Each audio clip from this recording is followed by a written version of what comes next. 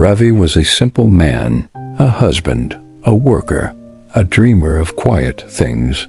Every morning, he left his small house in the heart of town before sunrise and returned just as the sky began to blush with the colors of evening. He didn't ask for much from life, just a bit of peace, a full stomach, and the warmth of his wife Myra's smile at the end of a long day. One evening, the golden light of dusk poured through the kitchen window as Ravi returned home, weary but eager for dinner. The air smelled heavenly, the creamy aroma of cheese curry mingled with the earthy scent of fresh rotis. Mira's voice floated from the kitchen. "Dinner's ready," she said, wiping her hands and smiling at him. Ravi sat down, loosening the buttons of his collar. The table was set beautifully. Steaming curry, soft rotis, a bowl of rice, and a glass of cool water. His stomach growled in approval. He tore a piece of roti, dipped it into the curry, and paused. Something was missing. He looked around the table and asked, "Mira, where's the lemon?" She turned a little surprised. "It's finished," she said. "I forgot to buy some today." Ravi frowned. "How can I eat without lemon? You know, I always need a little squeeze on top." Myra sighed softly. "It's just one meal. Ravi, eat like this today." But his mind didn't agree. Inside his head, a small but persistent voice whispered, "You won't enjoy the food without it. Just go buy one. It'll only take 5 minutes." He tried to ignore it, but as he looked at the food, his appetite began to fade. The thought of eating without lemon bothered him more than hunger itself. Finally, he said, "Keep the food warm, Myra. I'll go and get it." She looked at him, tired yet patient. "Ravi, you've just come home. Eat first. You can buy lemons tomorrow." But he was already reaching for his keys. "I'll be quick," he said, his voice stubborn. He went to the nearest shop. No lemons. He went to the next one, none there either. Then he drove to the small market 2 streets away. Still no lemons. The shopkeeper said, "Lemons didn't arrive today. Maybe try in the next town." Ravi grumbled under his breath but kept going. His mind urged him on. "You've already come this far. Just one more place." He drove another 15 minutes, his stomach rumbling, his body aching, but his thoughts pushing him forward. "It's just a lemon," he muttered to himself, but his mind had already convinced him that without it, dinner would be incomplete. Finally, on a quiet roadside, he saw a small lemon tree beside an old house. Its branches held a few yellow fruits that glowed faintly under the streetlight. Ravi's eyes widened with relief. "Finally," he exclaimed. He knocked on the door, and a kind old man stepped out. Ravi explained his search, and the man laughed heartily. "All this trouble for a lemon? Take one, son. No need to pay." Grateful, Ravi plucked a ripe lemon, thanked the man, and hurried back home. When he entered the house, Mira looked at him in disbelief. "You actually went that far for lemons?" Ravi grinned proudly. "Yes. Now the food will taste perfect." He sat down, cut the lemon, and squeezed it over his curry. The aroma filled the air. He took a bite, and it was delicious. The tangy flavor danced with the spices, and his heart swelled with satisfaction. But deep inside, a quiet thought lingered. Was all that really worth it? He ignored it, finishing his meal happily, and Mira said nothing. That night, as he lay in bed, he couldn't sleep.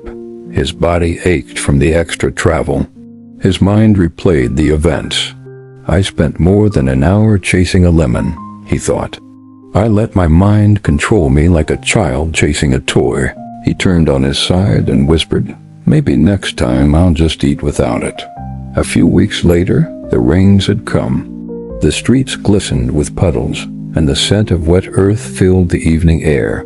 Ravi returned home, soaked but smiling. He was in the mood for a warm meal. Myra greeted him with the same kind smile. "Go change your clothes. Dinner will be ready in a minute."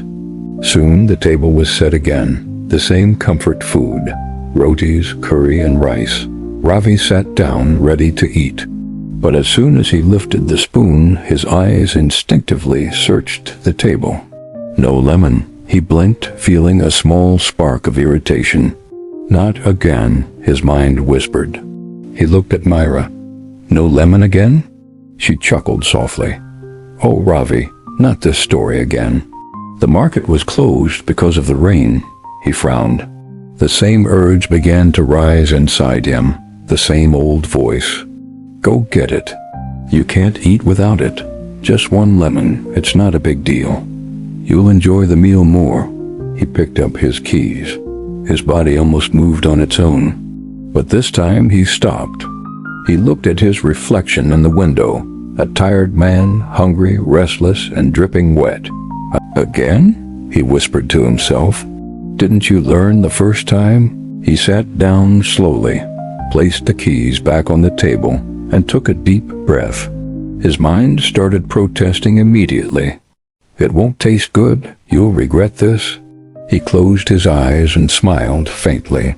Not this time. He took a piece of roti, dipped it into the curry, and ate. At first, the food felt plain. His mind kept reminding him what was missing. But as he continued to eat, something shifted.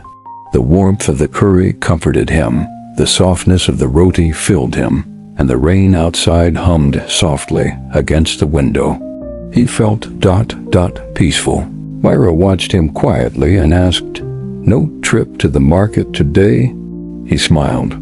No, today I told my mind to sit down and eat with me. She laughed gently. And how does it taste? He looked at her, smiling deeper. Better than before. Later that night, Ravi sat by the window again. The rain had stopped.